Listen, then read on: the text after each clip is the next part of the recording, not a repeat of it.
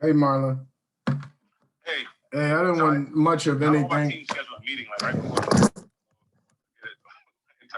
Nah, it's okay. I just wanted to give you a head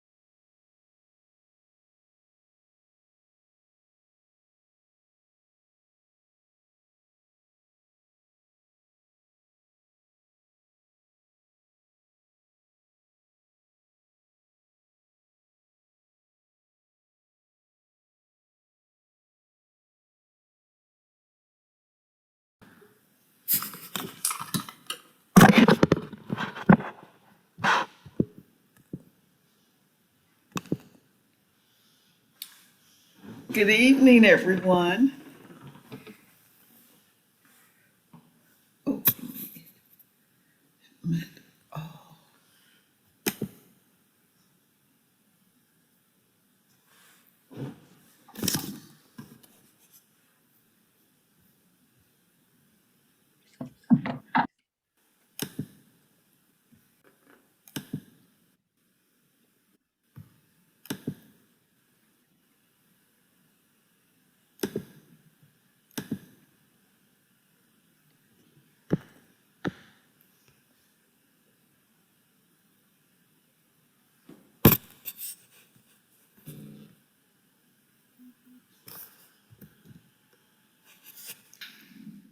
good evening. Good evening.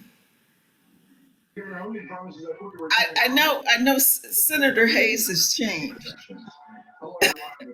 Vaccinations are open today. This one serving Western Maryland. And the state set a new daily record for vaccination. But hospitalizations and case numbers are rising, and in Baltimore City,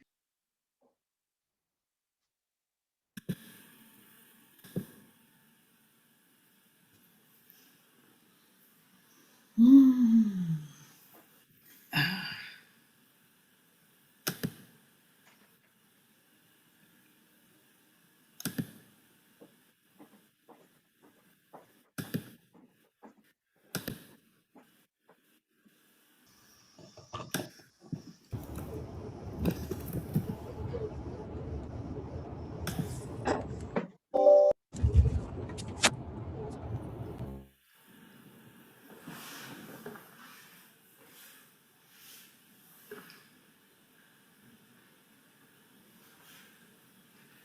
Let's see.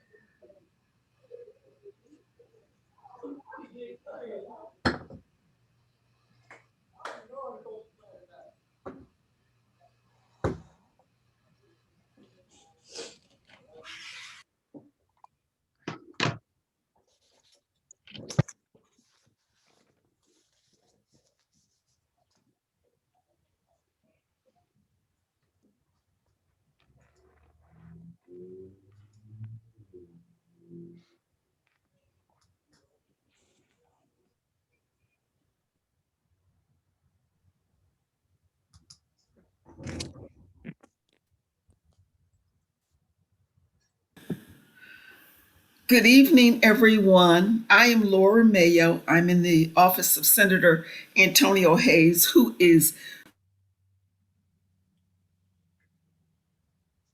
We lost you. You're on mute. We lost you. We lost you, Yeah. Laura. You pushed mute, Miss Maya.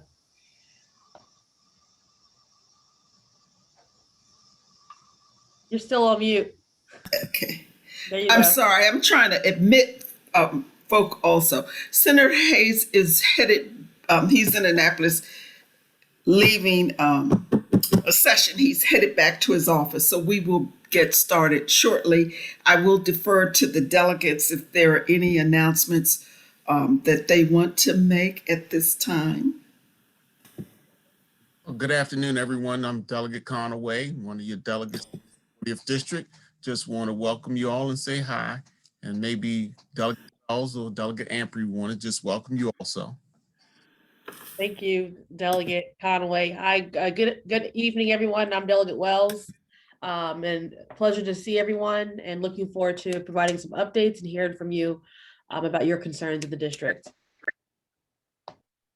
By Delegate Ampry, echo the sentiments of my colleagues, and that just really excited to present to you all and so you all can get an update on what's going on here in Annapolis. I'm really thankful and honored to be here, and really impressed by what we've accomplished thus far. Yes. And I think that I think we got one of the strongest teams here in the 40th. I think we got some really great bills that kind of cover the landscape of really important issues and needs. And we really hit the ground running this session, even in the midst of COVID. I think we did an excellent job as a team, and we really fought hard for making things more equitable here in the state of Maryland. And I'm really looking forward to hearing you all's concerns and things that you all want to learn more about, and really look forward to this evening and hearing from you all. I think that's the thing I'm looking the most forward to, actually. So hopefully we'll hear from the senator here shortly. And as we wait, I'm going to put in the chat Senator Hayes' website because it is that season, scholarship season, and our scholarship applications are available. If you go to www.antoniohayes.com, you can download the Google form for the scholarship, attach your documents, send it on its way. We will be honoring students the last Monday in June. We look forward to it. This is the second year that we will also award the Victorine Quill Adams Scholarship to a 40th District High School student on their way to college for the very first time. So www.antoniohayes.com. Also, we know a lot of your friends and family are struggling through the pandemic.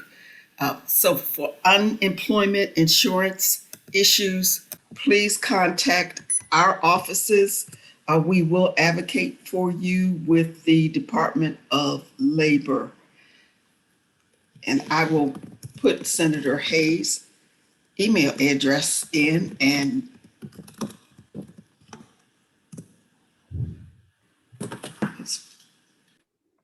I'll echo the same here. Delegate Ampry speaking. I'm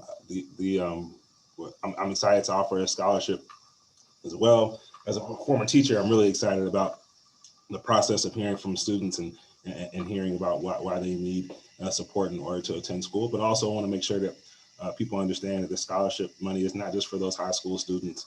I really want to make sure that we get some applications from quote unquote non-traditional students, those going to vocational schools, those going to trade schools. There's opportunities. I want to make sure that we are spreading the money around to make sure that we have opportunities for those who are getting those certificates, those who decided I'm gonna go ahead and get this license and you need some support. Please visit my website as well as marlanampry.com, where you can go ahead and get the information and download it. So just want to get that announcement out there as well. thank you, Delegate, because you did clarify. I should have been clearer. ours is not limited to high school students, just the Victorine Quill Adams is limited to high school students. And with the senatorial scholarship, once you apply, you will automatically receive it for up to full semesters or 8 part-time semesters.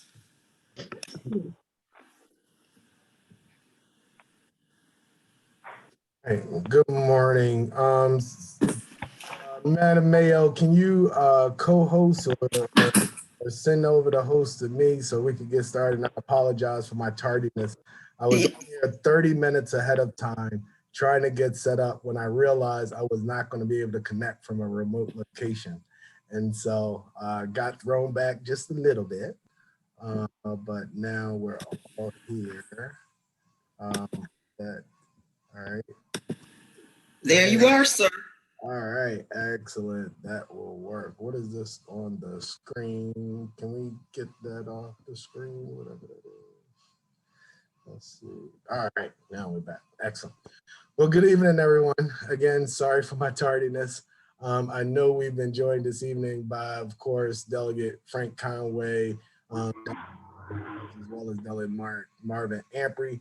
I'm gonna scan through really quickly. I know we have a couple of elected officials. One of them I see in my site. Delegate Odette Ramos has joined us this evening. I'm sorry. I'm a councilwoman. Don't promote me quite yet. Councilwoman Ramos, would you like to say hi real quick? How's it going? Good. Good evening, everyone. Thank you for joining us. I don't see anyone else, but we'll try to introduce other elected officials as we go on. But I want to go ahead and get started. And so what we're going to do this evening, we'll present where we are. You know, this is crossover week. So crossover week is a big week for us. It kind of slows things down. But what crossover essentially means is if it's not by Monday of this week, if your bill that originated in the Senate is not over in the House, or your bill that in the House isn't over in the Senate, there is no guarantee that it will pass this legislative session. So as you all could imagine, last week, all of us were scrambling pretty hard to get whatever pieces of legislation that we have moving. So we could, have successful legislation this year. And so we've put together, some presentation, but we'll really want to open it up for questions. We really want to hear from you all. So we're going to use the majority of the time to hear questions or suggestions. Please use the chat room. Delegate Wells will assist me with monitoring the chat room for questions when we get to it, but we provided brief presentations this morning for you guys to see. So, but I will tell you, residents of 40th District, I am so proud that we have one of the most dynamic teams representing us in Annapolis. You know, Delegate Ampry, one of the newest kids on the block. Oh, he's a grown man, I'm calling him a kid. But, Delegate Ampry has really come in and provided a lot of guidance and resources and knowledge as it relates to economic development, a whole host of things, including his former career in education. Delegate Frank Conway had a huge lift this session. Not sure if he's had a chance to consider or push any legislation of his own, because he's been very, very busy working on a lot of police reform that we know that is overdue, and that we want, as a legislator, want to be responsive to, given the most recent events locally and nationally. And so Delegate Conway holds us down on the Judiciary Committee, and Delegate Wells, a wealth of knowledge, really, fighting for us as it relates to jobs and opportunities, as well as urban farming opportunities, and so together as a team, we've worked really, really hard this session, and looking forward to sharing some of these things with you. And so without further ado, Melissa sometimes called me the old man, but I'm gonna try to share my screen here, and I'm gonna click through the slides as we go forward, so you can hear from our various legislators. So are you all able to see the slides that I have up? Yes. Excellent. So I will go with the first one. Nope, that's not it. What is this? Oh, there we are. All right. So I'm going to turn it over to Delegate Ampry. Thank you, Senator Hayes. So again, I just want to echo what I said earlier and what the senator said. You know, I think, you know, really fortunate to have one of the best teams, I think, in the General Assembly. I think we actually meet weekly to discuss what's going on and figure out ways in which we can support each other and see what's happening and making sure we understand all that's in front of us. And I think that teamwork has led to a really successful session thus far. And I'm going to be as brief as possible, although I do like to talk. So I'm going to try and be as brief as possible to make sure that we get to hear from you all, because that's what I'm most excited about. So if you can go ahead and click to slide number 5, whoever's controlling the slides. And we'll just quickly discuss the 3 bills of mine that have made it over to the other side. So I'm really thankful. You know, this is my first time. I was appointed January 13th and put together some bills. And you know, I'm really just thankful to have these bills move over, and really thankful for all those who helped, and the groups that gave testimony, my team, and my staff, who's been really hardworking. I put the staff together in like a week and a half, and they've been amazing. So I'm just thankful to them. I just want to give them their roses. I'll just go in order here. So House Bill 915, which is a bill that's really important to me in regards to healthcare. What it does is it establishes a work group to identify strategies to increase the representation of Black, Latino, and API community and other underrepresented behavioral health professions. We know that the access to behavioral or mental health is difficult in this country, no matter who you are. We really have a need there, but it's even harder for people of color. And we know that due to a lot of the trauma that you know, some of our residents face in the district, and just due to some of the trauma that we've seen as a result of COVID, people really need support and help. And I think that it's important that we have a diverse collection of people in the workforce in order to provide that support and help. And what this work group will do is that it will ensure that we have a collective group, which includes hospital networks, insurance networks, actual networks of people of color who provide service and who are working to diversify the field, working together to figure out ways in which we can formulate some policy and some future legislation to better diversify the field. We don't want this work group to be just another work group. It really is important that out of this work group, we really get some things that are really tangible that we can do to really address the lack of diversity, whether that's more money going to colleges and medical schools to help people of color who want to enter these fields, or maybe just doing a better job of introducing the opportunity to join the field in the earlier grades in high school and middle school. So whatever that means, and then all the other issues of systemic issues that we have at the hospital and provider levels. We're hoping that this group can really develop some answers, and it's really important that we get that done. The other bill, lost my screen there. The other bill that we have, and I can just speak to it, I have it over here, is the West North Avenue Development, House Bill 1293. And this is really near and dear to my heart, being a 3rd generation resident of the district and understanding the opportunities that led my grandparents to come here to the 40th years ago. And the region of West North Avenue was a bustling area back in the day for where you had Black hotels, Black banks, Black businesses that were thriving. And unfortunately, over time, it's kind of gone away. And it's important that we redevelop this region equitably. And what the West North Avenue Development Authority will do is create a central administrative body to coordinate and support development projects in and around the West North Avenue corridor as part of a larger economic revitalization project.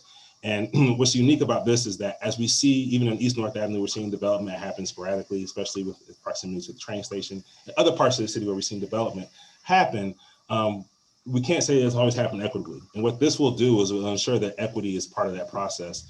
And it will ensure that institutions like Coppin are some of the anchors that we have and that are influential in developing the area. And some of the focuses of the area, focus of the development will be on the current residents, will be on housing, will be on employment. It won't just be, you know, we're just going to bring in, you know, a new this and new that and hope that, you know, people come as a result of it. It's going to really be a thoughtful way in which we redevelop the area. So I'm really excited to see this through. And I'm excited that we're going to have this authority in place. The third bill is House Bill 1288, which is a quote unquote alcohol bill, in which the bill will reduce the hours for liquor stores in high crime areas. I've been reading about policy and trying to really figure out what are some really thoughtful ways in which we can reduce violence in our district and throughout the city. And one of the driving forces is access to alcohol. The data is proven there.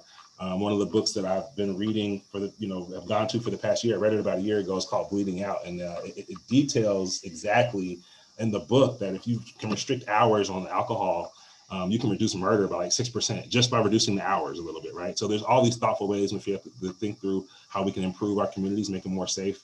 And this bill looks to do that. And the data is proven. It really does work. So those are the three bills that have made it over to the Senate, and we're looking forward to hopefully seeing them get through and then get over to the governor. But then the last things that I will discuss are the bills that are currently pending, that are still in the committees, respective committees. You can hit whoever's in control now, hit the next slide, or at least I have control.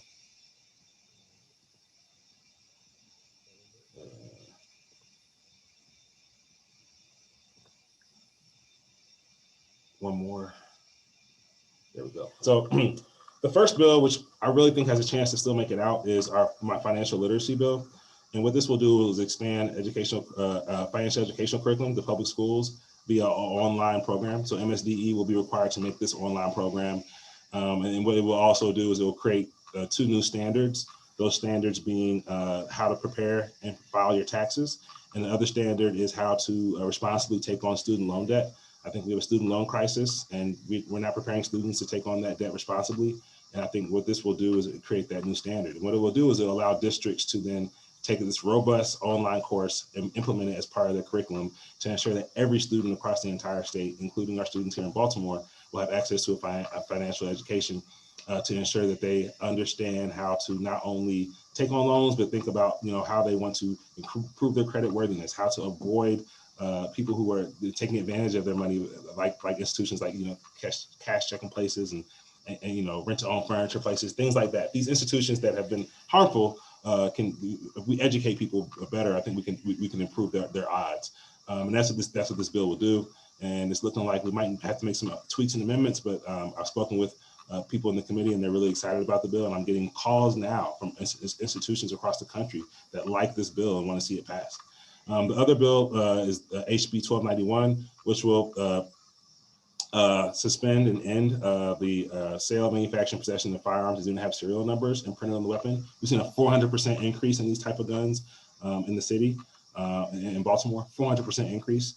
And what these guns are, essentially you can order it online. It's like you put it together, you drill some holes, and you have a fully operable gun that's similar to a Glock, which is the kind of guns that police officers often carry. And what this bill will do, will ban it here in the state of Maryland. There's another similar bill that might actually be the one that they go with, but we're still hoping that maybe that bill can pass. And the last bill is HB 917, which will restrictive housing bill, which will ban solitary confinement here in the state of Maryland. I believe that it's something that we need to end. It's not useful. It creates more mental health issues. There's stories now of children currently in the state who have been subjected to this, and it's something I care deeply about. And we'll see. Still talking to the Judiciary Committee about bringing this out. So if these bills are things that you care about, feel free to reach out to my office, and we can give you ways in which you can support the bills and talk and send some emails and to the various committees. And with that, I will end my discussion on the bills that I've been working on and pass it on to, I believe, Delegate Conway. Delegate Conway is next to work in the hardest working committee in the judiciary. They go to like 1 a.m. you all some nights, like 1:12. It's crazy, but he's been a trooper. Well, Delegate Ampry, I'd like to thank you so very much for the intro. Anytime you like to come over and help us out at 1 or 2 o'clock, I certainly would appreciate it.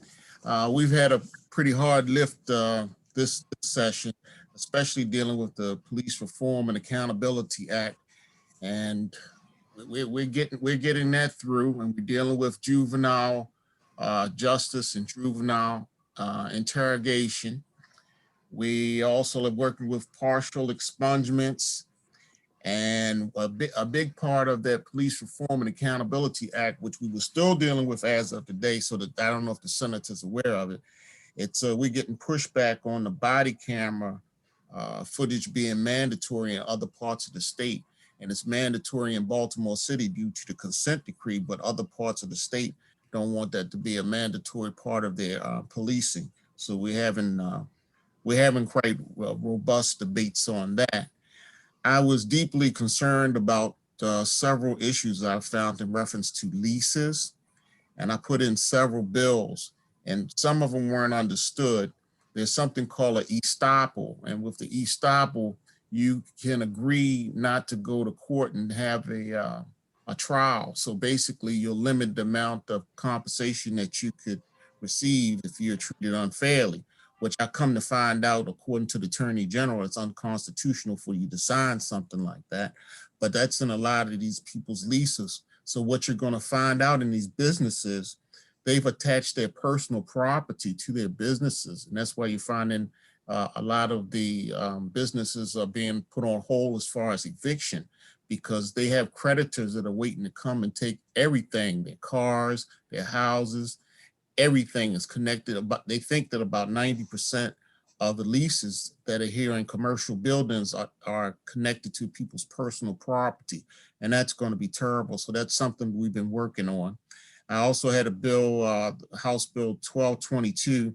It was dealing with the tax sales in Baltimore City, where they just can't just send you out a tax foreclosure notice.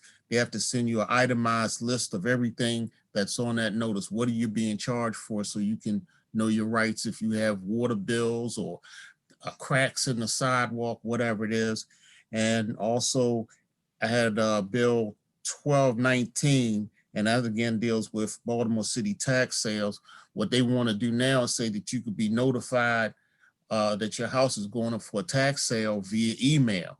And I said, no, that's not reasonable. So the way that they have to do it now is by first class mail and any other way that they decide that they want to do it. So you have two ways to be notified. And basically that's what we've been working on. It's been pretty hectic over in judiciary. And I'll be glad to answer any questions a little later on. And I thank you very much. Thank you for sharing.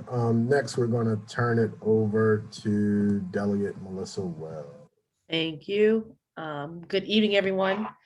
And I come off the heels of Delegate Conway, who has been working tirelessly in judiciary to get some good reform passed here in Maryland. But I'm Delegate Melissa Wells. You can go to the next slide.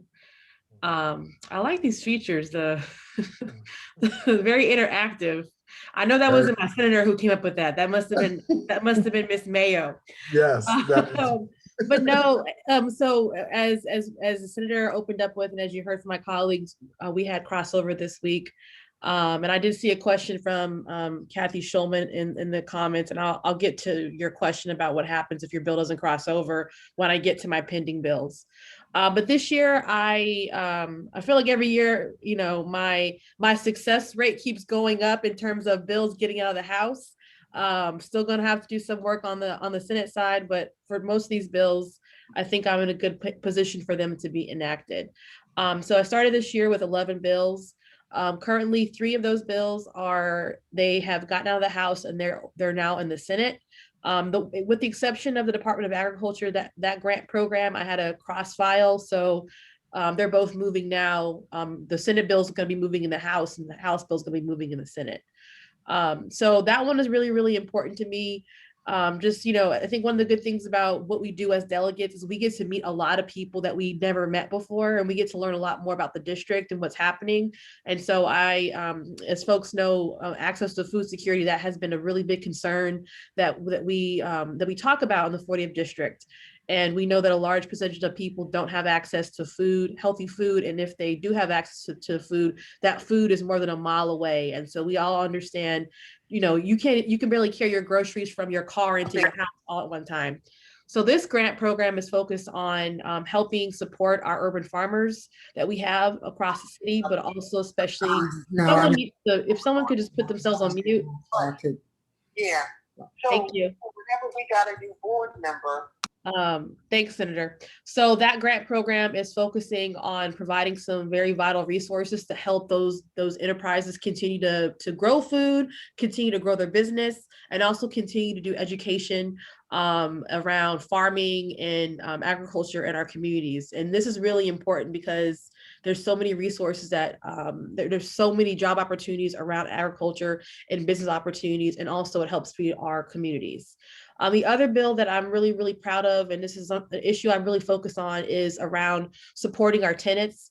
We have a lot of folks in Baltimore in the 40th district who unfortunately continually are struggling to pay their rent, but also are dealing with landlords that aren't always as transparent about the process around whether it's a late rent and eviction, or whether it's around rent escrow, which is when you have a deficiency in your house. So you have mold, you have leaks, and what have you. And so I've really been passionate about continuing every year to address that issue.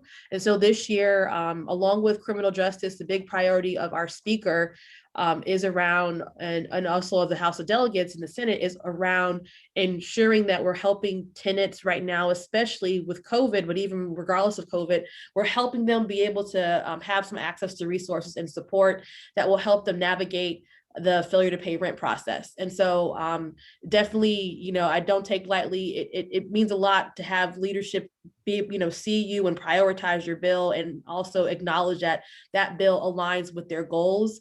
And so that's a bill that I'm really proud of. What it does is it allows individuals, basically landlords they have to wait 7 days after you're delinquent to file the failure to pay rent. And why this is important is because a lot of times our courts are getting clogged with people who actually already are going to pay their rent, but perhaps their employer may not be reliable in terms of getting their check to them. Sometimes folks, because we have a lot of individuals that don't have bank accounts, they're trying to figure out a way to get that money in the hands of the landlord. So different things. And also some people they're really struggling right now. So that's something that we saw move. And that's going to really do a lot to, one, provide notice to individuals, and also it's going to provide additional resources and support for them to get access to rental assistance and also legal assistance. That way they can have representation in court. I believe that the data point says like 96% of landlords have legal representation in a court, and I believe tenants only have 1 or 2%. So you can see, and no one wants to go to court and not have representation. You're going before a judge. So I'm really proud of that one. The other one is a bill actually I brought my first year, and this year it was brought back also at the request of Mayor Brandon Scott's administration. What this does is it allows us to use alternative model for studying how safe our streets are, especially some of our side streets and our more residential streets. I know a big concern is, you have some side streets where the speed limit is way too fast, and that's dangerous especially for our children, especially for our folks that are aging in place, and just anyone. So this will allow the city to use a alternative model, the complete streets model, which they're currently working on getting that codified and passed at the city level. But they're actually already passed, so they're working on getting the actual policy. The policy is being written right now. So this will allow us to, in addition to using a traffic study, but in some cases where we don't need to spend all that money on a traffic study, we can still use a very thorough engineering process that also allows us to really take into consideration how pedestrians need to move on streets, in addition, in relation to vehicles. So this is something that I'm excited about. Next slide. So, and you can probably push to the next one. So this is bills that are currently pending. So I think to the question that Kathy Schulman had, so basically when your bill is still pending, you pray a lot. You like try to talk to the committee chair, you try to talk to leadership in both chambers, but more importantly, you got to work through rules. Rules is where it goes. And people, you don't want it to go to rules. Like if you can avoid that, by all means, but in some cases, like my priority bill, like the bill around local control for Baltimore City, that's a priority bill for the city, but also for leadership. So they'll make sure that gets through. That's going to be really important. And then the expungement and the implicit bias, those are two things that I'm really passionate about, especially my work around workforce development. And unfortunately, you know, your record, whether you have been convicted or not, those things, they stay with you. And so unfortunately, it's a way that people can be profiled. So I'm going to still continue to try to push on the automatic expungement, which is for non-convictions. And that would, I think, be a really big missing piece in our criminal justice reform.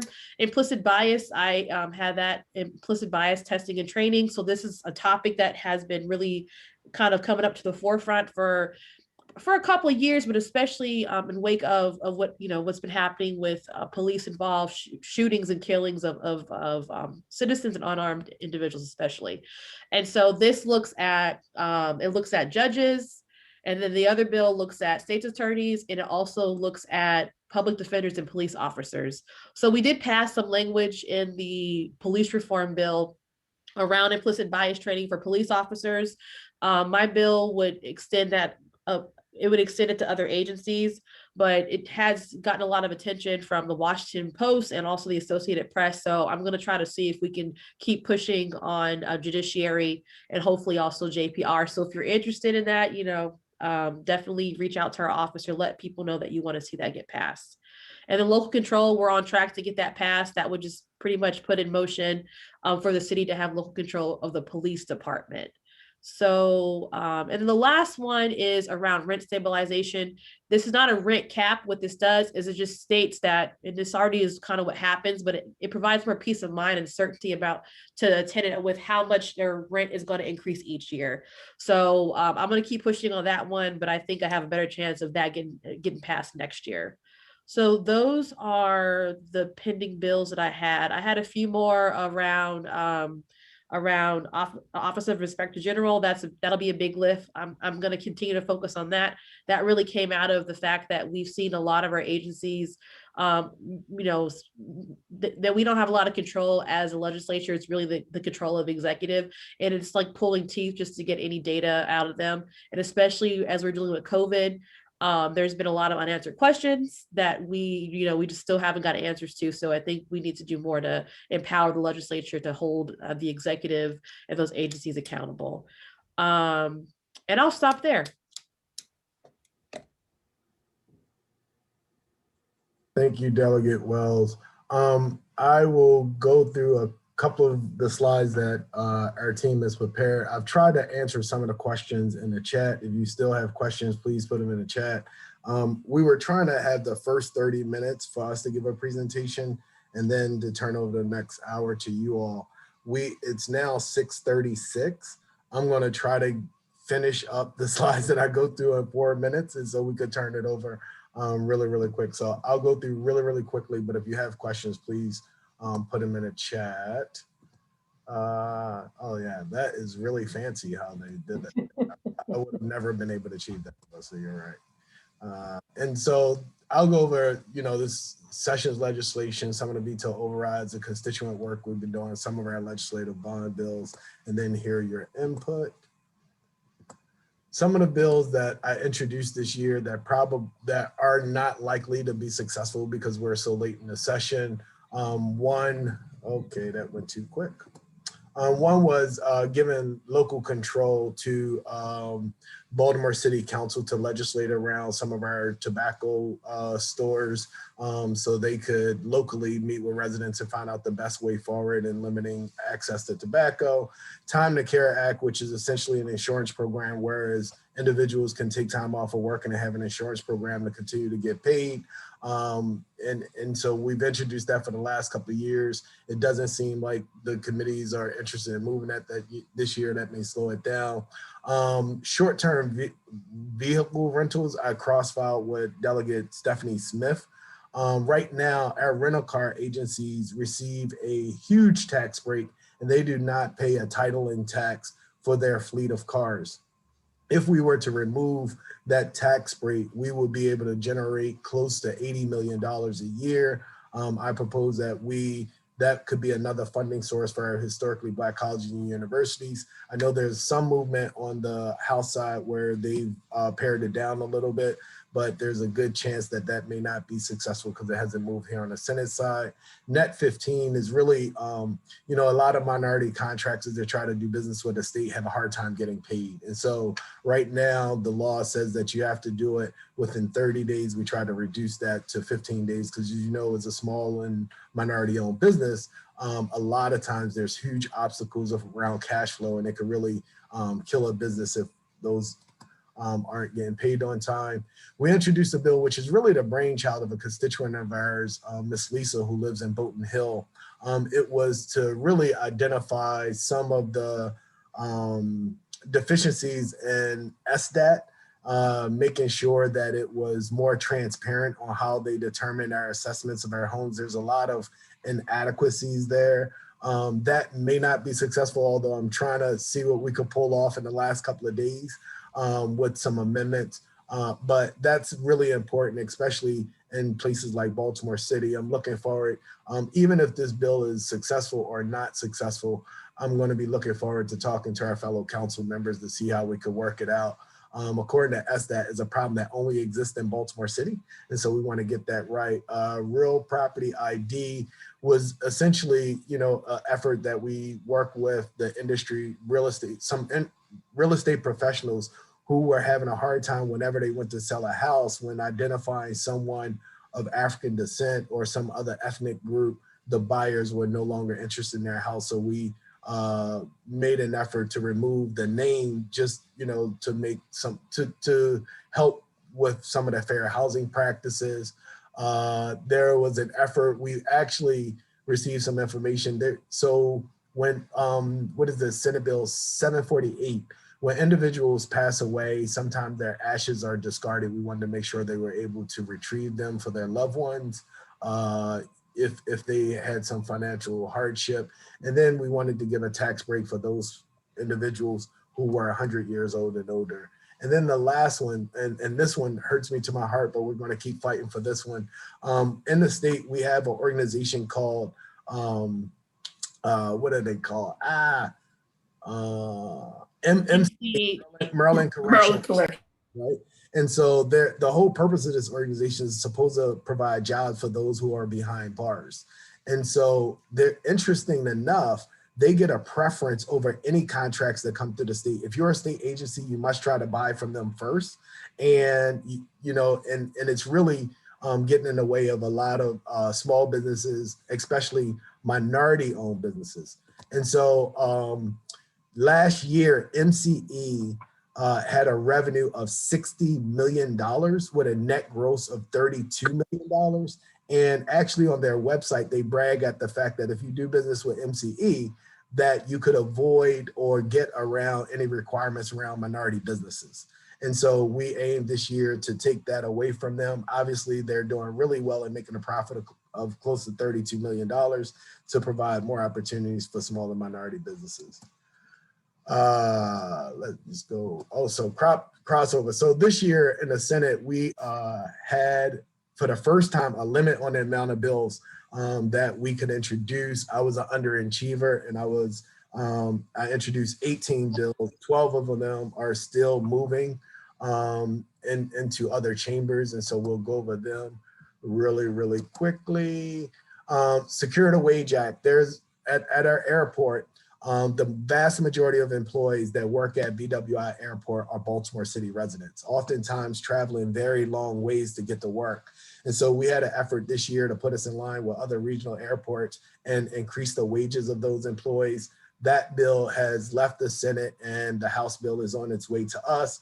Another project that we're working on, Senate Bill 636, is an opportunity to pair our vocational high schools with private industry to address some of the vacant houses that we have here in the community, and to establish a program over in DHCD and really around energy efficient housing.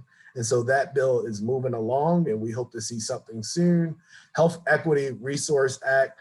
You all heard me talk about this before session started. We proposed to raise the cigarette tax by 1 cent on the alcohol tax by 1 cent on a dollar, which would have generated $14 million. A lot of my colleagues didn't respond well to raising any taxes, especially those in purple districts where they might have a serious general election.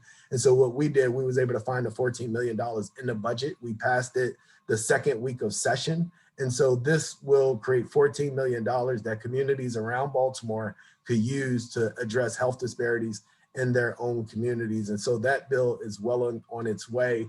We expect there to be at least 10 of these health equity zones, which on average will give $1.4 million for communities to address health disparities on their own. And so that's moving forward. Coppin State University, the only historically Black college or university we have in our district. I submitted some legislation this year to provide them with $3 million to build a new dorm. Coppin last year had 900 individuals request on-campus housing. They only have 625 units. 70% of the young people that go to Coppin are eligible for Pell Grants, which means these are low-income students, and a vast majority of them from Baltimore. So they're educating the individuals that we want to see to be a part of our communities. But because of the neighborhoods and the communities around them have seen so many years of neglect, families choose the on-campus option. They had close to 200 families where their young person was accepted into their college, declined their invitation because they couldn't offer on-campus housing, and they see on-campus housing as an opportunity. And so we are well on our way and have secured the funding this year to build another dorm that will provide another 350 units there. And so the bill, you probably won't see it if you look on our site to see it advancing, but you will see it captured in the capital budget. Is that it? Oh, I think Delegate Ampry talked about the Senate Bill 577, the alcohol beverage. That was largely due to his help and making sure we address those issues in our community. Live near your school. Councilwoman Ramos knows about this very much so. Live Near Your Work program has been very successful at getting employers to pay a certain percentage of down payment costs. We have 100,000 college students that come through Baltimore every year. And oftentimes they come here to Baltimore, they get educated and they leave. And so this year we proposed a Live Near Your School program where current students or students that graduated within 5 years can invest right there in our community. And to link it back to Coppin, this would be an awesome opportunity to leverage with some other things that we've been doing to make sure that get passed, in addition to our West North Avenue Development Authority. And I believe this is the last thing. We call them zombie wires. If you all look out in your backyards, there's wires that don't look like they're functioning. They're hanging all over the place. They're caught up in your trees, and it's just an eyesore. So we've asked the PSC to get involved and address that. As opposed to levying a fine on them, what we're going to do is establish a work group over the interim to really deal with this in a significant way. And I want to give a shout out to Senator Van Hollen's office, who's worked with us as well as the FCC to address this issue. Some of the things we're very proud of, especially with this delegation, we did a couple of veto overrides, most importantly, the blueprint for Maryland's future. Another one that I'm really excited about, a bill that I sponsored last year, the Protect Act, which provides opportunities to return our Baltimore City police officers back to our neighborhoods and our communities, but get additional help from state resources. I've never been a fan of having state police inside the city limits, but I think state police do a really good job at traffic enforcement. If we could return our Baltimore City police officers back to communities and have state police patrol areas like I-83 and 295 and others, that will give us more police officers back in our communities, but also provide for safer opportunities in our communities. And we were able to override that veto this year. Really, really quickly, we delivered in the first couple of weeks of session a huge package around the recovery, and you'll learn more about that as we go along throughout session. And those are some of the numbers that we were able to secure. Big shout out to Ms. Mayo, who's done an awesome job at dealing with unemployment. Here we have received close to 1,100 inquiries 230 of them found out to be inside our district. Other ones we have shared with those legislators to make sure that they handle those cases. But we've done an extraordinary work, and here's some of the testimony from various individuals that we've worked with. We continue our community commitment and being out in the neighborhoods and helping people as we can. The two pictures you see here, one on the left, this was at Union Baptist Church, their vaccination site, but we've also been joined this evening by Sarah Matthews, who without her and Delegate Ampry and all those, but really, she really led an effort in probably vaccinating more people than any individual site in the city of Baltimore has done so far. And so that picture is one of the pictures we took with a gentleman who was, I think it was like 96 years old, who drove down to come have his vaccination. And then the other one is an organization of young people with Urban Oasis up in the Panway community that we participated in. This year we introduced, we had 17 requests for bond bills, but we narrowed it down to 5. And these are the bond bills that I feel pretty confident in sharing with all of you that we will secure this year. $675,000 for the Art Social Club, $300,000 for Coppin Heights, $110,000 for Hamden Family Center, $250,000, I believe that's $300,000 for the North Avenue Zero Energy Housing at the corner of Pennsylvania and North Avenue, and $250,000 for Urban Oasis. So we've done really well as it relates to bond bills, but there's other money that we're securing in other pots of money, and we'll be happy to share them with you in just 2 weeks once we pass the budget. I believe that is it. Thank you for all your support.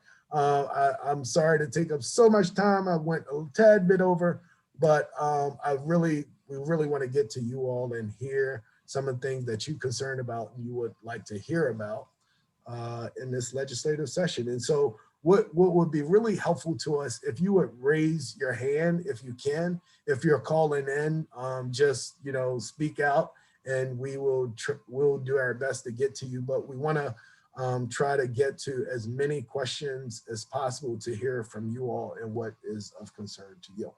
And for those of you looking for the raise your hand function, because I struggle with this sometimes on Zoom, because sometimes it's in the reactions, sometimes it's not. So if you go to participants, if you click the participants button, and then to your right, you'll see there'll be like 3 buttons underneath the list of names. Invite, mute me, raise hand is the 3rd button on the right, just to help people, because I struggle sometimes myself. I was struggling today. I was raising my hand in person during a committee meeting today, and I was ignored until I found that button. So just wanted to give everybody a tip on how to find that button if it's not under your reaction tab. All right, I see a couple of hands going up. I'm gonna call them in the order in which I see them, and we'll start with first Bill Marker.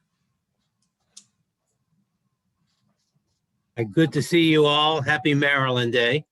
Got my tie on and everything. And thank you for calling me quick because I have a 7 o'clock meeting. But I know there's been, and I've not researched this, so I don't know the answer to my question. But I know there's been efforts to strengthen and expand voter access, voter rights, and that's, of course, I support that very strong.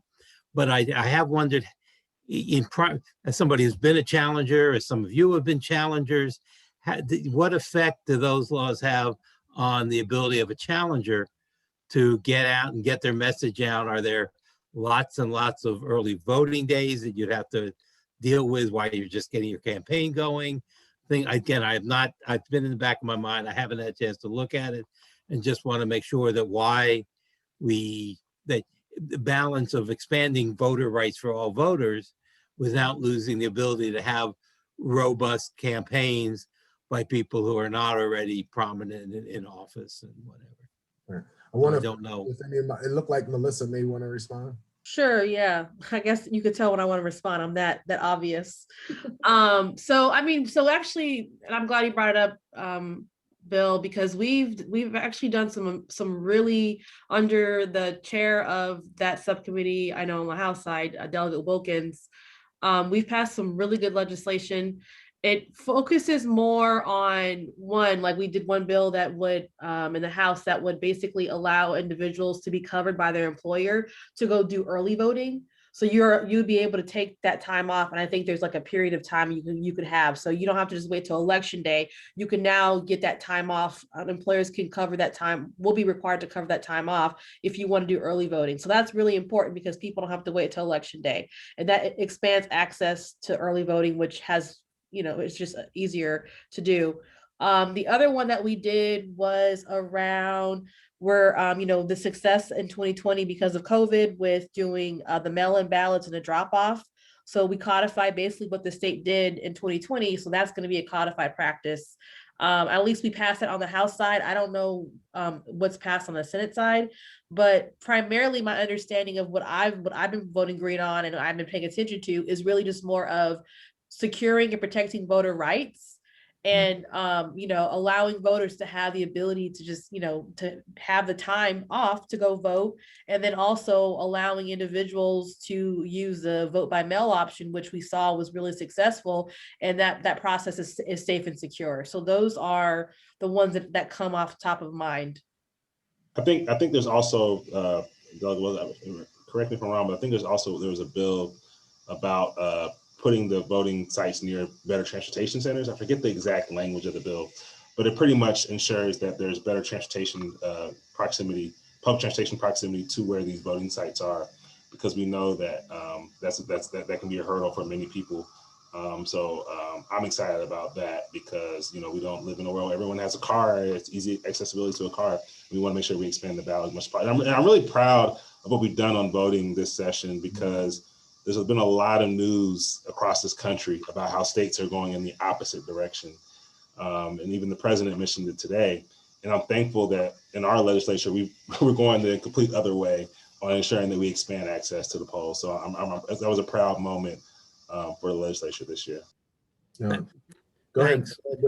Thank As I say, I have a 7 o'clock meeting, but thanks. And I'm glad to have the expanding access. I just want to, somewhere, is there any thought about particularly the things that apply to general maybe shouldn't apply as many dates of early voting for primaries and stuff, just so that somebody a challenging campaign can have a chance to get the voters. But thanks for the thoughts and everything. And then I've got to leave to go to my 7 o'clock meeting, but good to see you all.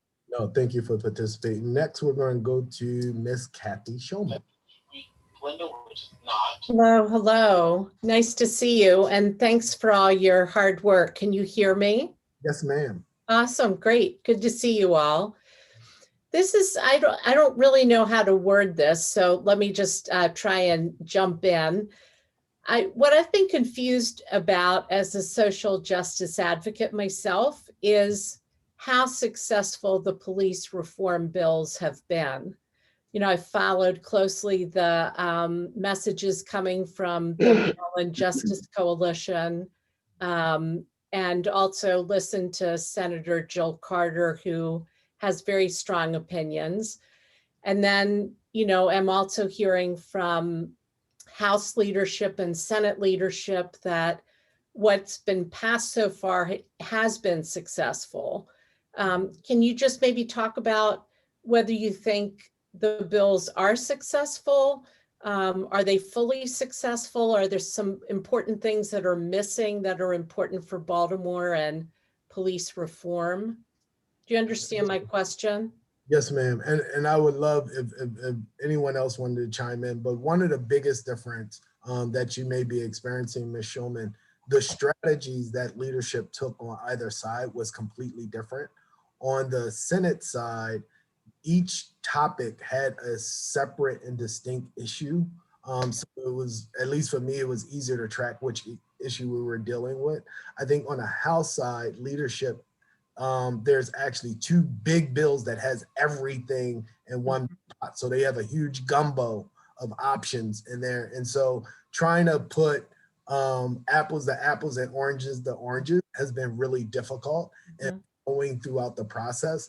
I believe we made some great successes as it relates to the PIA, especially disclosing those individuals who are law enforcement officers that have had checkered histories in the past, and making sure we have access to that.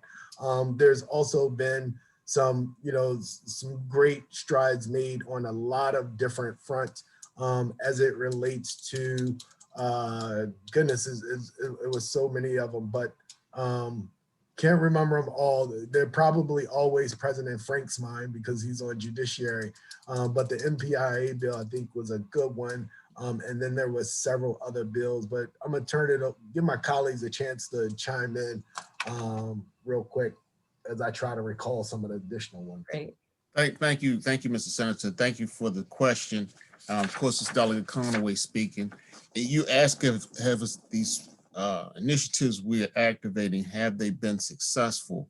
We're putting them into action as we speak, so that they're being formulated. By the same token, right now as we're talking today in judiciary, we had I guess you would call it kickback or pushback against the Maryland Police Accountability Act, against it's Law Enforcement's Use of Force Act, the Bill of Rights Act. It's a lot of things that they don't like, that they're still trying to carve things in, carve things out. They want to know, why do they have to cut their body cameras on? Why they still testify to the fact that you did something, but they didn't capture it on the camera and they cut it off. And so while we like to say that this is a done deal, we're still fighting this thing out. We're still fighting out because there's a resistance simply to change. There's a resistance to change. And that's all I can tell you in all honesty and truth. And I'll just add, I mean, I think, in my short time here in the legislature, I've learned that, you walk in with this bill that you have and you're like, this bill is like, it's going to be great. It's going to change the world. And then like things change, compromise happens, things get, and that's just the process, right? It's not even like, it's something unique. It happens to every bill. Like every bill gets you walk in with one thing, you walk out something a little tweaked a little bit here and there. So that's something you I now have to understand that walking in with any bill that I bring forward, and that's just part of the process. And I think that if you really look at these bills that we have, they're some of the most progressive bills in the country, number one. And then number two, we have to understand this is not the end, right? There's no legislation that's a magic wand, right? This is not the end. These are steps we're taking to make change. And I'm excited that people are still thoughtfully criticizing what we've passed, because it means that there's still work to do. It means that we have the opportunity to do more great work. But I think that, it's just the process is things are going to be altered and changed a little bit. I know, and I just want to make sure that people understand that. And I just want to highlight again that some of and what the senator mentioned earlier is that some of the things that we've been able to do are really unique and groundbreaking as far as police reform. But as far as what we need, there's still some things we can make, always things we can make better. And I look forward to, I'm happy to see some people on this call today. And I'm looking forward to rolling the sleeves up and continue doing the work, because this isn't no magic wand where it's done. It's always going to be the work. So thank you so much for that question. But it's the process is the process. One thing I've learned: don't fall in love with a bill. It's right. So I guess just what I'll add, and definitely I echo what Delegate Ampere said about not falling in love with the bill, because once you put that bill out there, it's the product of a committee. So obviously you do all you can to protect against defend against bad amendments and keep the integrity of that bill. But just to give people a little bit of oversight, at least of what passed out of the House in the amended version that they're working on now in judiciary, is the full repeal of Law Enforcement Officers' Bill of Rights. These are just bullet points, all right? So I just want to be clear, but I'm happy, all of us are happy to discuss more, but civilian-driven transparency in police conduct. So there's, civilian charging committee. I know that some of the advocates I've spoken to, there's some questions around, how civilian-led is it, just because of how they're appointed, which are valid questions to ask. But, so that's where that is. The ability there's swift and uniform penalties for police misconduct. So I know there's a possibility for them to lose their pensions. I believe that there's no suspension with pay and things like that. So that's been increased. The MPIA piece around transparency we've made some good strides on that. And then there's use of force, which actually is something that they did, and it strengthens the limitation of use of force. So now policemen only use the use of force when it is necessary. It may only use lethal force when it is necessary as a last resort. I see Delegate Conaway waving his hands. I didn't get a chance to send you one of my famous letters, but I thought that if you were in 3 feet of law enforcement, then that could be considered to be a zone where they could use deadly force. It was based on the opinion. I come to find out today, and I'll send you out something tomorrow on it. It's actually 21 feet. So while you're right, I just found. Are you saw my eyes like what? Right, it's on page 3, lines, I think line 4 through 7 of the bill in that specific use of force language, and the perimeter that you're talking about now is 21 feet, right? So therefore, if a person is 21 feet away, see, under the consent decree, they're not supposed to assume that you have a weapon. But anywhere else in the city, in the state, based on the way you're moving or the bulge, it could be assumed that you have a weapon. So if you're 21 feet or closer, then you are a dangerous individual because they're suspecting that you have a weapon on you, and therefore their activity and protocol is different. So when I pressed the police officers today, they said it's not a matter of policy, it's a matter of training. So I'll get back to you with more All information. right, colleagues, the names are popping up here. Okay. I try to get to them soon, but I just want to highlight one more And thing. the last thing I wanted Go to ahead. finish with Go ahead. is just the last thing I want to say is that overall this is a pretty big, this is a good leap for us as a state when it comes to police reform.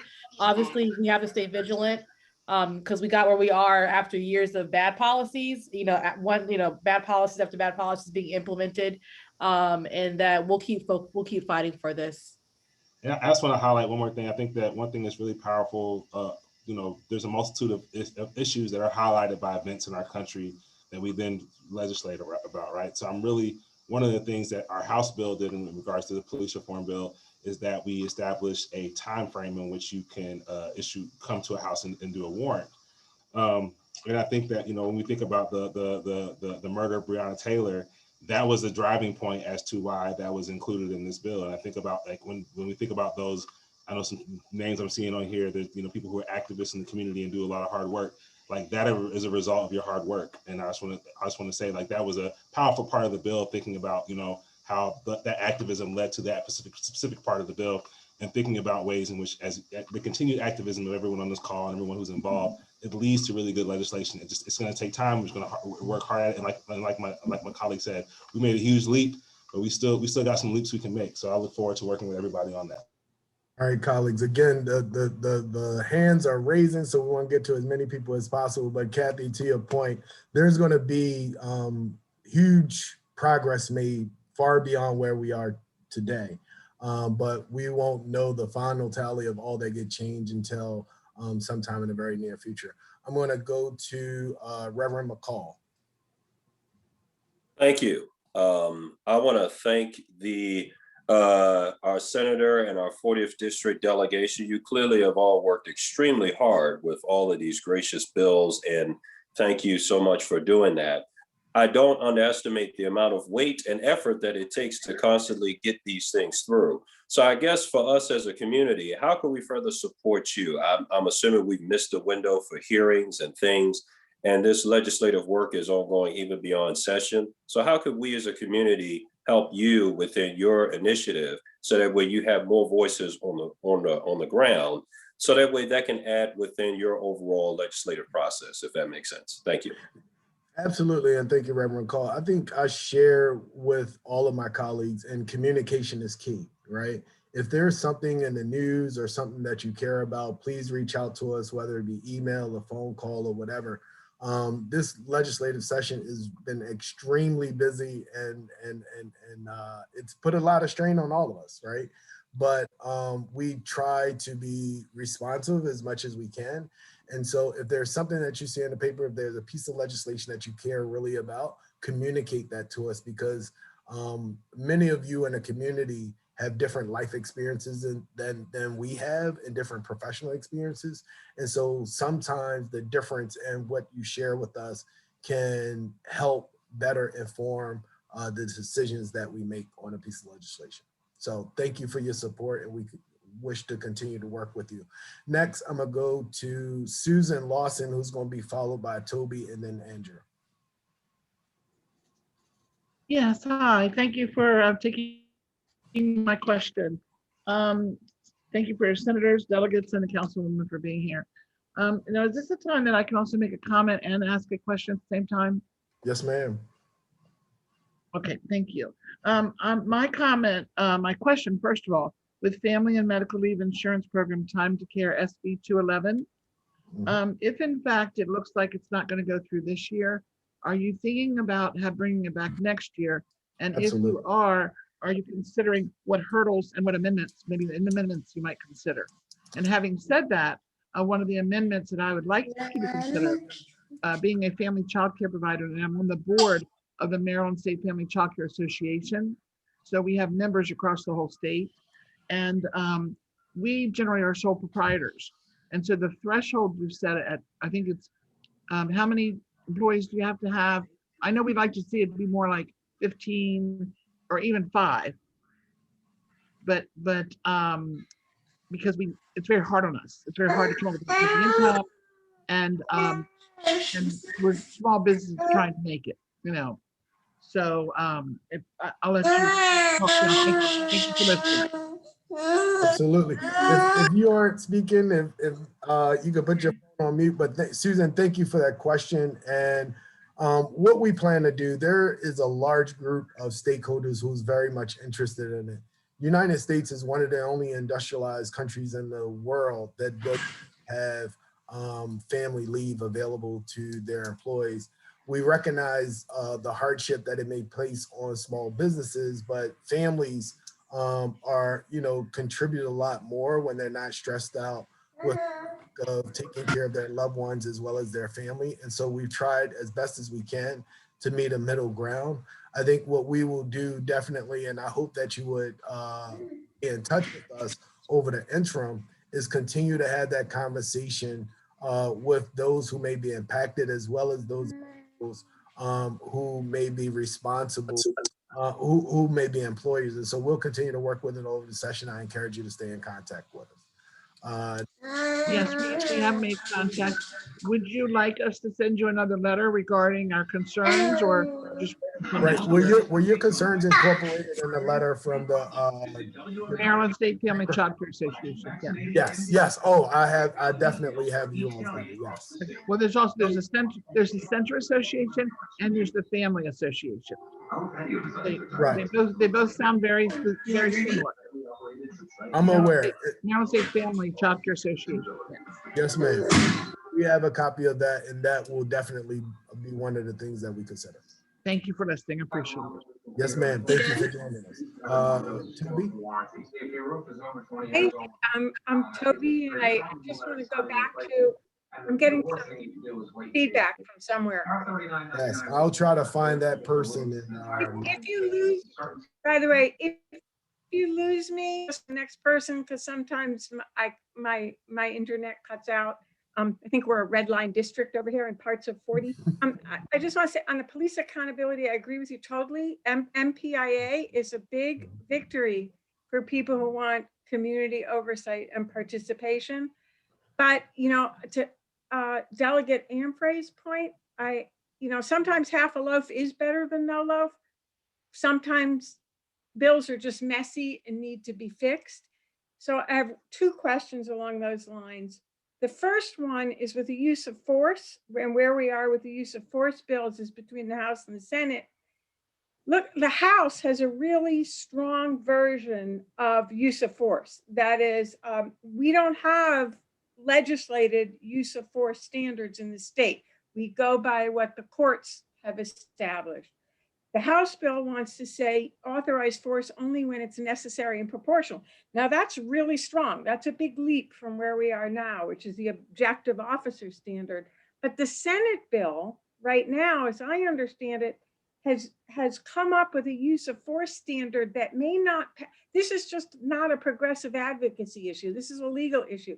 Has come up with a use of force standard in the current bill that may not pass legal muster, where the courts have already decided that whatever, it's not good language. If anything, we should be back to where we were in the first place, the objective officer standard. So my first question, this is kind of in the weeds, but that's where we are now in the session. So I support the House version. I want to know where we stand as between the two, if we know yet where we stand. That's on the House. On city control, yay, we're going to get city control. I know you guys are going to work it out between the House and the Senate.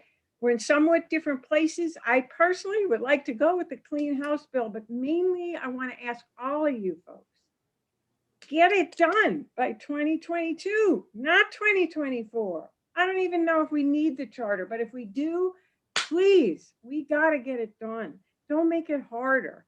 So, okay, those are the two things. Where are we with reconciling these two really important bills? Made a lot of progress on MPIA. Where are we on the other two? Thank you. So, okay, those are the two things. Yes, and so Where are we with all right, I thought I heard some feedback. So what happens at this point, there will be a conference committee of both the House and the Senate Judiciary Committee members. And so they will, because on the House bill, there's been certain, variations of the police reform, and the Senate bill, there's been certain variations. There have to be a conference committee. I'm not a lawyer, nor do I play one on television. And I'm not really have a lot of expertise in the details of some of these bills and the intricacies that judiciary often have to commiserate on.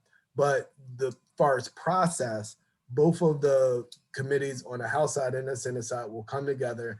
They will try to find some middle ground and pass it. I do know that we will get something passed this year, and the something will be significant and way more progressive than what we had. I don't know if anyone else wanted to add anything to that. Go ahead, Frank.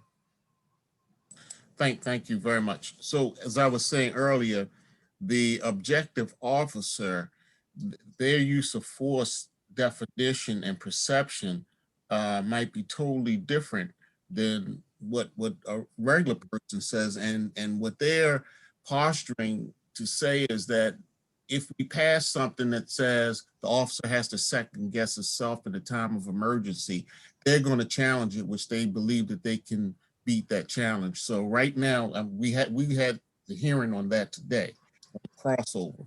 So right now, we're looking forward to the two bills going to conference committee to see if we can work something out, and that's where we are in that. Cool. All right, let's go to the next one. We have about 14 minutes left. We're going to try to get through everybody. I see Andrew on deck. Will be followed by Miss Sarah Matthews, then Ashley, and then Shalice. Andrew. Hello, everybody. Thank you for the time. Good to see everyone. My name is Andrew Enum. I'm a constituent of the 40th and a grad student at Hopkins. I had a question about legislators' social media policies, particularly in my case in regards to being blocked on Twitter by Senator Hayes' account as a constituent. I looked through the social media policy as it is listed on Senator Hayes' website, could not find what violation I may or may not have committed.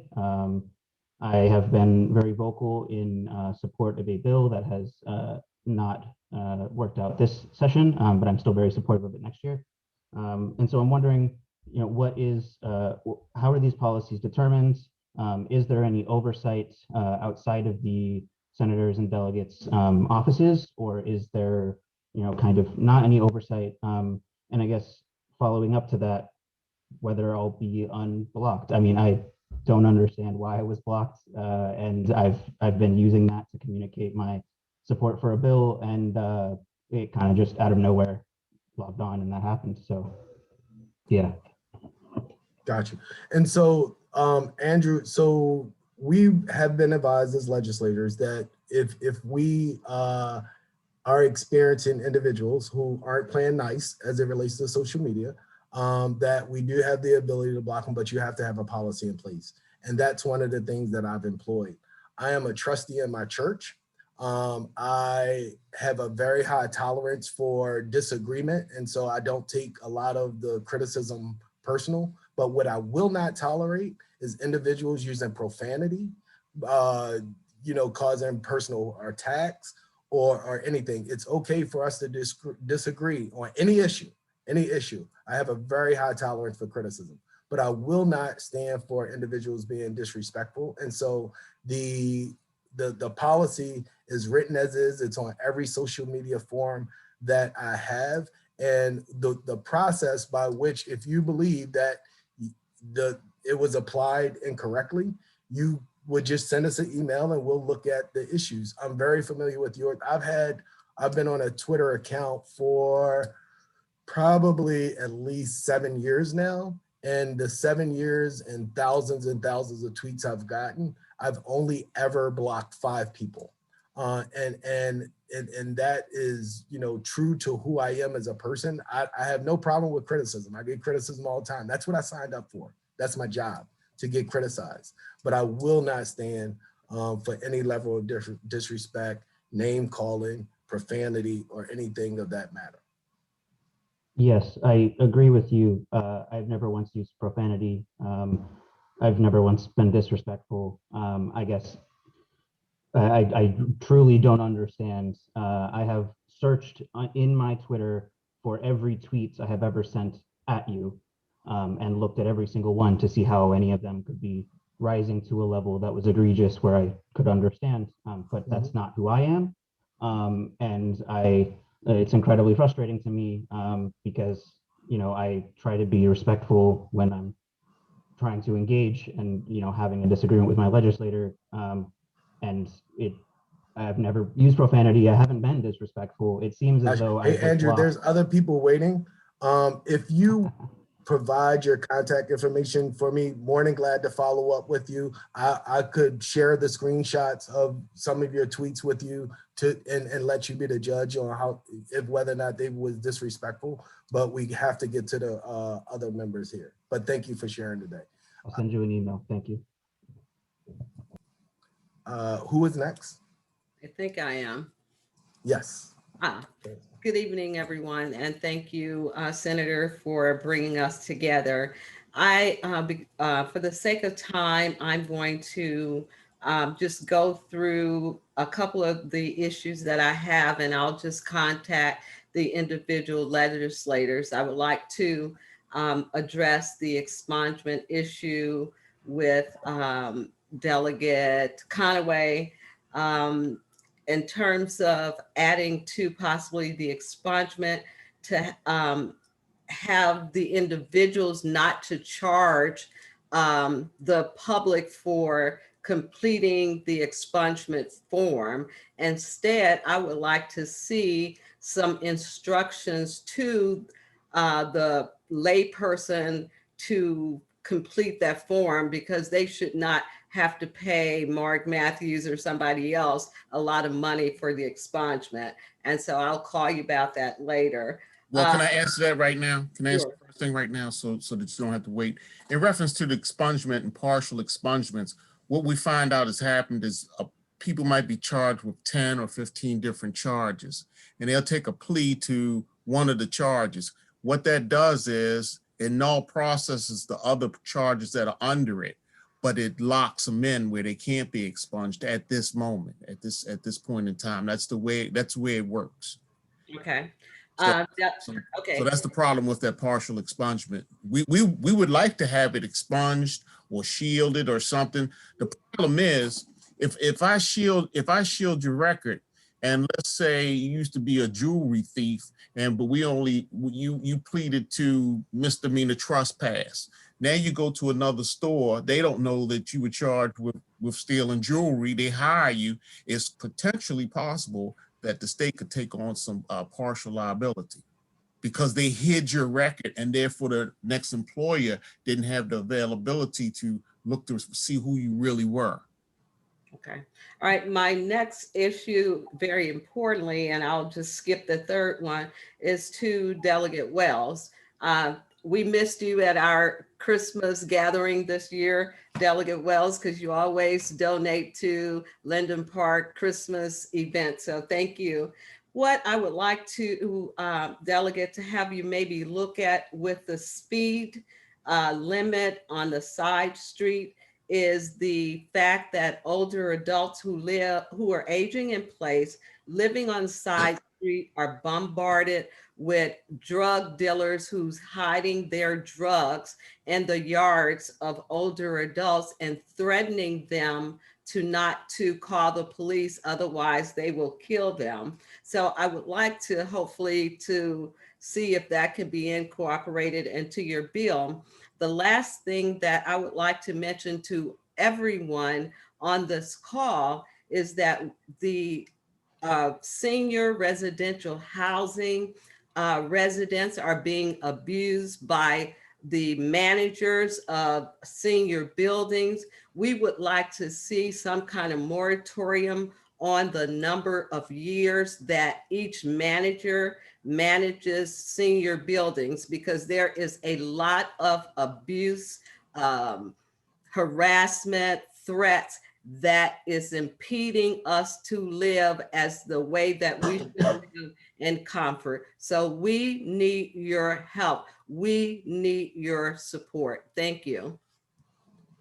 Thank you, Ms. Matthews. And for those of you who don't know Ms. Matthews, the young lady that I spoke of earlier that provided an opportunity for hundreds and hundreds of individuals to get vaccinated and partnered with our very own delegate, Marlon Napri.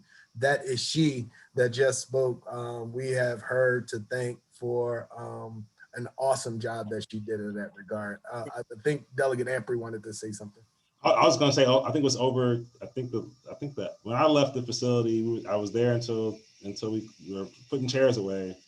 I think we had like over, I think it was 1,080 people had been vaccinated, and it was amazing. And it was to the point where we were actually vaccinating people who couldn't get through the doors, like outside, like people who were in wheelchairs, people who didn't have full use of their limbs. And it was just a very it was a powerful moment, and just thankful for Ms. Matthews' leadership on the effort, and thankful to Walgreens for providing the vaccines. And I think it was a powerful moment where the community action worked, and just thankful for it. I think we got some powerful people here in the 40th, and it's an honor to represent you all. Really, it really is, considering how many warriors and fighters we have in the district. Absolutely. And we're short on time, so I want to get to some remaining people. We have Shalise, Ashley, and Betty. Shalise, are you still with us? Shalise? Yes, I'm here. I was trying to get myself unmuted. That's okay. Good everyone, and good evening, Senator. I wanted to hear your perspective on why the Senate Bill 177, which was the flavored tobacco bill, why that didn't pass. I just wanted to hear your perspective on that. So this is the omnibus bill for everywhere. So I don't think that there is a lot of support. There's several bills. There's different iterations of that. There's one, this one, 177, deals with flavored tobacco and other prohibited products. There's one that I've introduced to just turn it over to Baltimore City and let our city council work with our constituents to figure it out. And then there's one to give every local jurisdiction in the state. You all know I sit on Senate Finance. Is probably the most conservative committee in the legislature. We deal with a lot of business transaction issues. And so none of the bills related to prohibitions around tobacco, flavored tobacco, or of anything have advanced this legislative session. And so I know these bills have been introduced in the past. And so maybe we may get some, I thought at least the enabling legislation that would give Baltimore City Council an opportunity to work with his own constituents, the opportunity to legislate around things that the citizens of Baltimore felt that were important to them would pass, but not even that bill passed. And so, who knows what will happen in the next couple of days. But at this point, since we are beyond crossover, I'm not feeling very optimistic that my bill or any of the other bills will be successful this legislative session. All right, thank you so much. Yes, ma'am. Thank you so much for joining us. I think Ashley was next. Hello. First of all, thank you for co-sponsoring the end medical debt bill. So I was wondering, like with a lot of the bills that I helped with in the coalitions that I worked with, there seemed to be like overwhelming support, both in like individuals and individual organizations. But it seems like the lobbying part of it was a big barrier. Like, what advice would you give us as residents and coalition members to combat people that have way more money than us? Because I mean, they donate to so many campaigns, and like my $25 donation is like, doesn't buy me much influence, I feel like. Yeah, so what I always tell people, Ashley, is get in contact with your legislator, right? Medical debt has been on our radar for many years and have come at least to our committee. It wasn't until I heard your testimony, and in a moment, I decided to co-sponsor it because I know that you're someone who live in our district and work. Oftentimes, we get tons and thousands of emails from all over the state, but those specifically from our constituents really carry a lot of weight. And I'll tell you, at least for me, and it depends on our legislator. I can't say that everyone share my own values, but for me, hearing from individuals that actually live in a district has a lot of influence over how we make those decisions. Now, I will tell you, this year has been different than any other year that I've ever experienced in being in the legislation. I hope and pray that we never have the situation that we're in now, because it has been truly challenging to get to as many people as we would normally be able to get to and hear their perspective on pieces of legislation. I don't know if anyone else that have had anything to add to that, but the last question will be from— I have one thing to add. Is there an opportunity to re-strengthen like a lot of the things that they took away? Like, because I know in the House part of it, they kind of took away like the biggest, most substantial parts of the bill that would have had the broadest impact on like Maryland residents. The medical debt bill?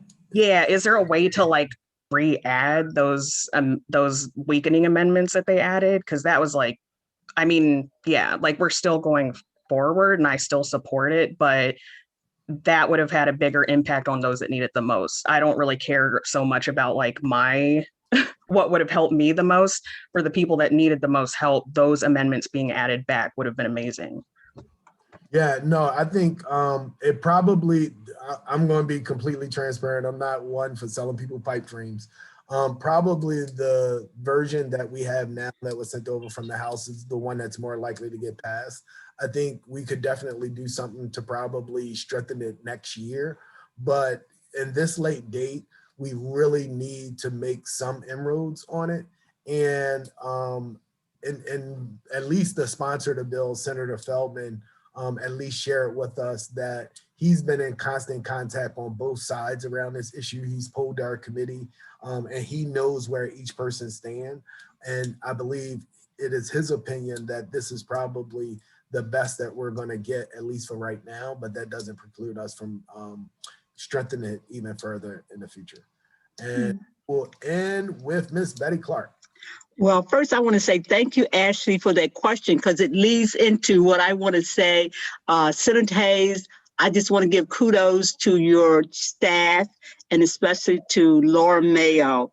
I am with the Coalition of 100 Black Women. And so we are a group who advocate for education and health and public safety.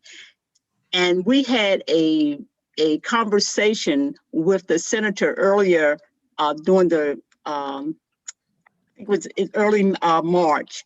And we shared with him what our concerns were, what bills were out there that we wanted to support. And so I want to thank him for submitting to us a call to action where he provided us with a toolkit. And in this toolkit, it has a summary of all the legislative bills that are and their priorities, a sample of a letter that we could write to our delegates and to our senators, and also gave us some graphics and some background information. And so I find that to be very helpful, and be assured that the Coalition of 100 Black Women will be writing letters and making calls to support these bills. So that's one way that I know for sure that my senator and my delegates in the 4th are top notch, and they are working on our behalf. And you are greatly appreciated. No, thank you, Miss Betty. And I bet if you ask Delegate Ampry, Delegate Wells, and Delegate Conway, they would say the same thing. It's a challenge.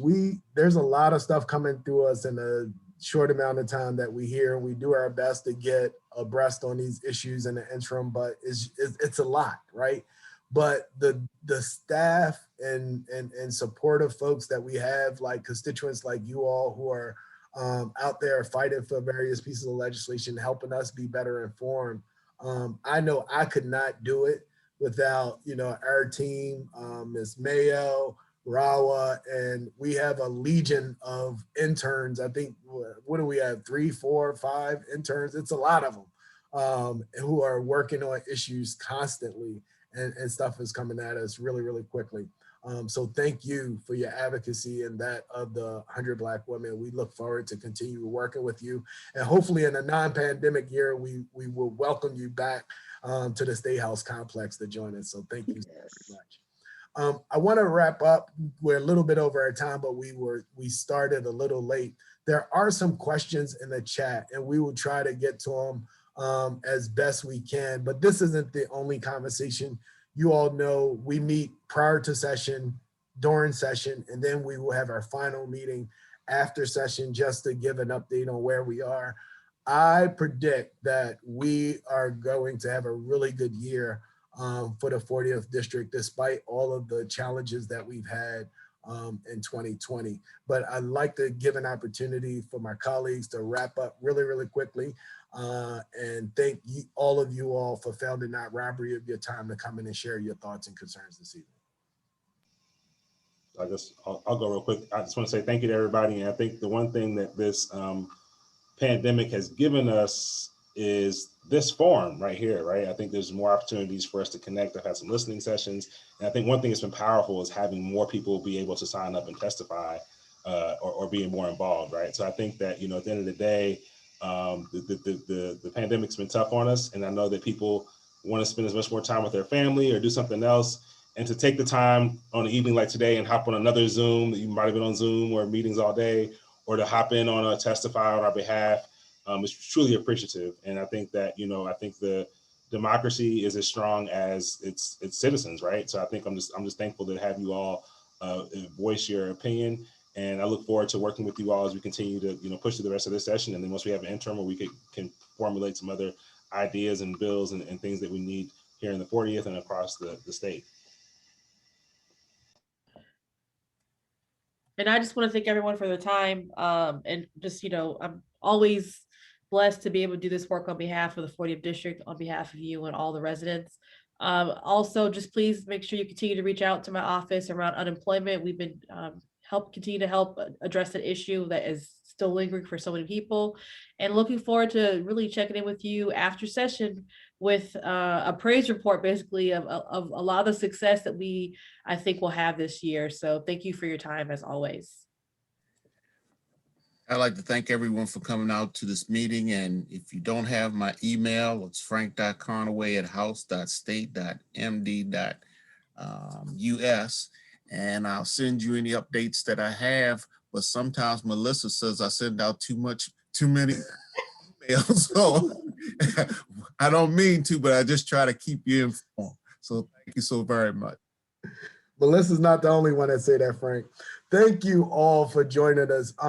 To stay in touch, if you're not getting periodic updates, we send out a newsletter from my office every Saturday morning by 8 o'clock. If you're not receiving that weekly newsletter, please go to antoniohayes.com. You could always reach us through email or phone number. and all of us. Thank you all so much for joining us tonight. And we look forward to having further conversation with you in the very near future. God bless. Thank you.